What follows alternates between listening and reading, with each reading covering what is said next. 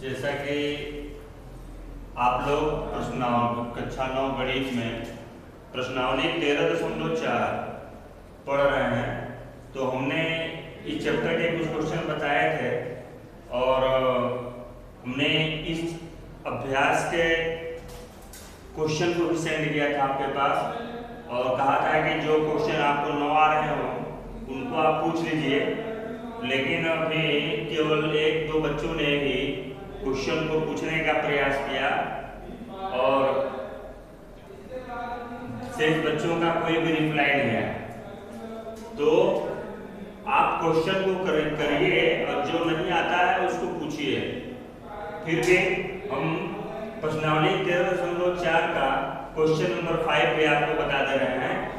तो उसमें एक क्वेश्चन है कि पीतल से बने एक अर्धगोलाकार कटोरे का आंतरिक व्यास 10.5 सेमी है, तो 16 रुपए प्रति 100 सेंटीमीटर स्क्वायर। 100 सेंटीमीटर स्क्वायर को पेंट करते हैं तो 16 रुपए खर्च होता है कि दर से इसके आंतरिक पृष्ठ पर कलई कराने का व्यय है। जिसे आपका ये अर्ध गोलाकार कटोरा है, अर्धगोलाकार कटोरा है ये आपका। तो इसके केवल आंतरिक पृष्ठ, अंदर का जो पृष्ठ है उसको भी क्या करना है, पॉलिश करना है। तो इसमें हम क्या करेंगे,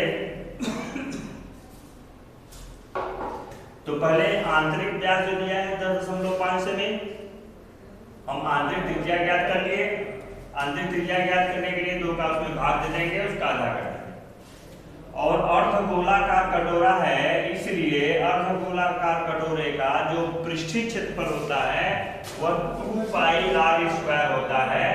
मतलब कि पूरे गोले के पृष्ठीय क्षेत्रफल का आधा होता है 2πr²। तो हमने क्या किया, फार्मूला लिख लिया। ठीक है, फार्मूला लिखने के बाद पाई का मान 22/7 रख दिए, त्रिज्या जो 10.5 थी वो रख दिए, स्क्वायर था इसलिए 2 बार। तो ये 2 से 2 कट गया, फिर 2 से 11 कट गया, 7 से इसको हमने काटा तो 7 एकम 7, 7 से पहले जितना हो गया, तो ये आपका इतना बचा 3। इन दोनों का पूरा किया गया तो 16.5 आया, आप पूरा करके देख सकते हैं। फिर इन दोनों में 10.5 का पूरा, 16.5 में 10.5 का पूरा किया गया तो आपका 173.25 सेंटीमीटर स्क्वायर आया।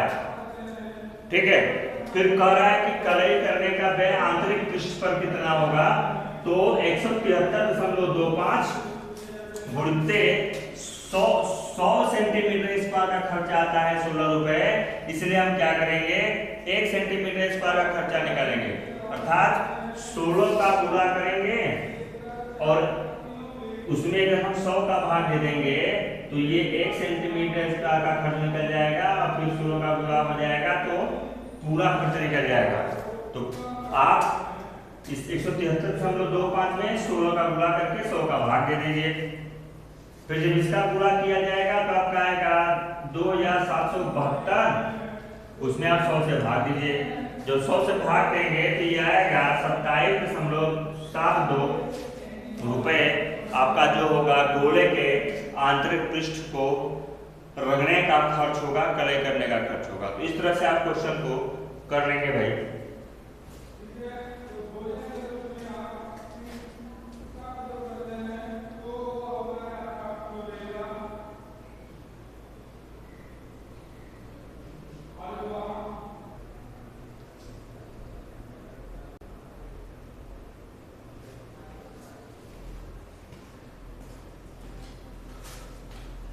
और बच्चों इसी में 13.4 में आपका अगला क्वेश्चन 7वां नंबर का क्वेश्चन है, चंद्रमा का व्यास पृथ्वी के व्यास का लगभग 1/4 है, इन दोनों के पृष्ठीय क्षेत्रफलों का अनुपात ज्ञात करना है आपको। तो सबसे पहले आपका जो चंद्रमा का व्यास है पृथ्वी के व्यास का 1/4 है, तो हमने मान लिया कि पृथ्वी का जो व्यास है वो x है, क्योंकि चंद्रमा का जो द्रव्यमान है पृथ्वी के द्रव्यमान पर निर्भर करता है। अगर पृथ्वी का हम द्रव्यमान ज्ञात कर लें तो चंद्रमा का द्रव्यमान अपने आप ज्ञात हो जाएगा। पृथ्वी का व्यास ज्ञात कर लें तो चंद्रमा का व्यास ज्ञात हो जाएगा। तो तो हमने मान लिया पृथ्वी का व्यास x है, तो पृथ्वी की हमने त्रिज्या ज्ञात कर लिया, आधा कर दिया। पृथ्वी का वक्र पृष्ठीय क्षेत्रफल निकालिए, क्योंकि पृथ्वी आपका गोले की भांति है, स्फीयर है, तो उसका होता है 4πr² और यहाँ त्रिज्या है x/2, तो यहाँ हमने r का मान रख दिया। ठीक है, क्या समझ में आया आपको? उसके बाद चंद्रमा का जो व्यास होगा पृथ्वी के व्यास का 1/4 होगा, 1/4 होगा, इसलिए पृथ्वी का व्यास x था, तो चंद्रमा का जो व्यास हुआ आपका 1/4x हो गया।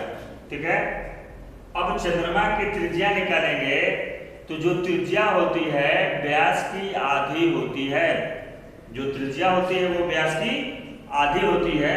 त्रिज्या इक्वल टू होता है 1/2 गुणित व्यास, तो हमने आधा कर दिया व्यास का। तो अब देखिए ये नीचे गुणा हो जाएगा दोनों, 4 और 2, तो ये 1/8x आ गया चंद्रमा का व्यास।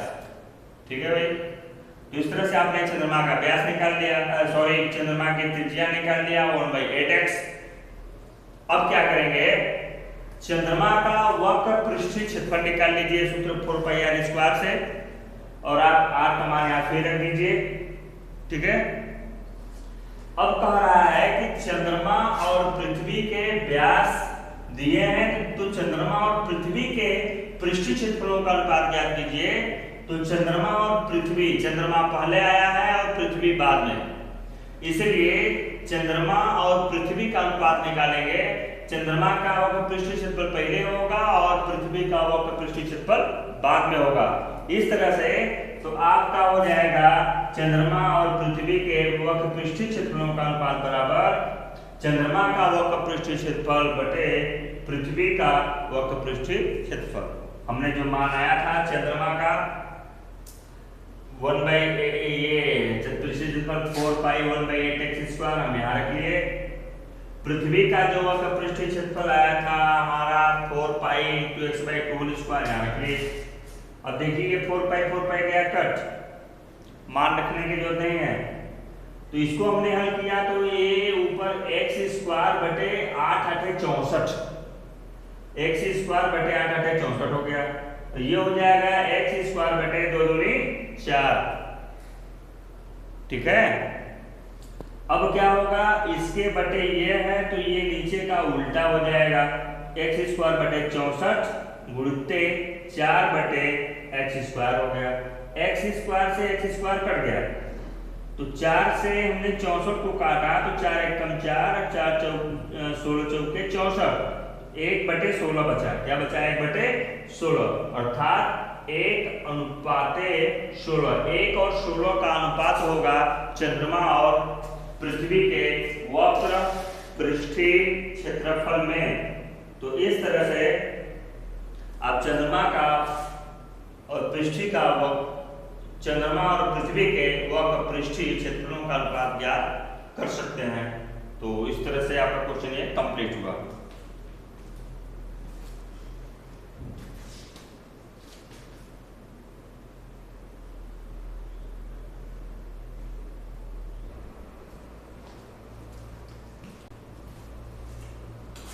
आपका अगला 8वां क्वेश्चन है, एक अर्धगोलाकार